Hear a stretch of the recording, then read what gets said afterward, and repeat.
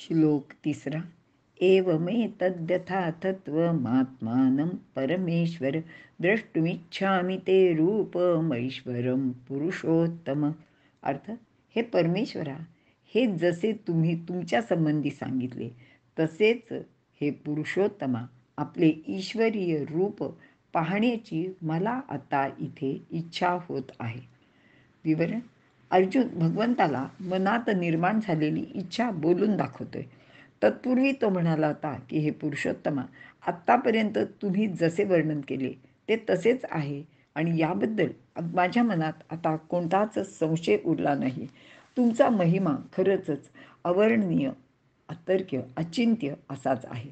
हा तुमचा महिमा जाणल्यानंतर अद्वितीय अशा तुमचे सत्वरूप कसे आहे ते मला पाहायचे आहे आणि मला असं वाटत आहे की ते पाहिलं तर माझ्या मनाला शांती मिळेल. ही गोष्ट व्यवहारात सुद्धा खरीच आहे. एखाद्या गोष्टीचे वर्णन जर आपण ऐकले तर ती गोष्ट आपल्याला पाहण्याची अगदी आतून इच्छा होते.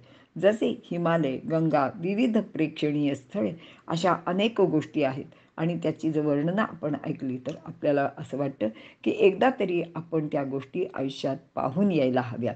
आता अर्जुनाला तर असे वाटणे अगदी स्वाभाविक आहे. शिवाय अर्जुन हा बुद्धिवादी आहे.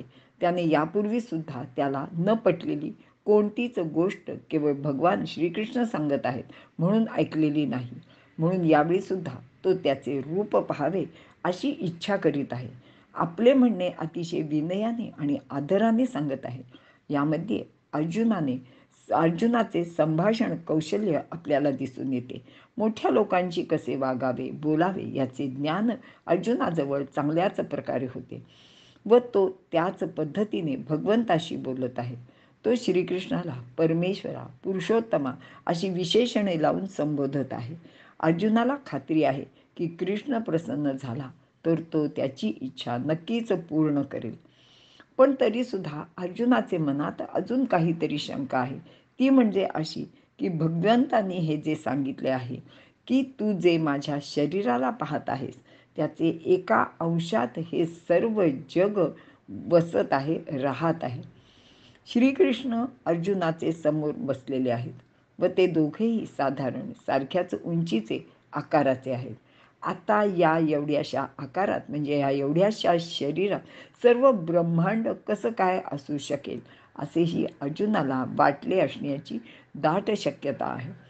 मग तो श्रीकृष्णाला सांगतोय की ते सत्य आहे असे वाटत असले तरी बुद्धिवादी माझे जे मन आहे ते या गोष्टी सहजासहजी मान्य करायला तयार होत नाहीयेत. आणि ते जर खरे असेल तर ते दाखवणे भगवंताला म्हणजे श्रीकृष्णाला काही अशक्यच नाही आहे असा विश्वाससुद्धा अर्जुनाला इथे वाटतोय. म्हणूनच तो ईश्वराचे सत्यरूप पाहण्याची इच्छा प्रगट करत आहे आणि तशी प्रार्थना तो भगवंताला पुढील श्लोकात करत आहे. काय ते आपण पुढच्या श्लोकात पाहूया.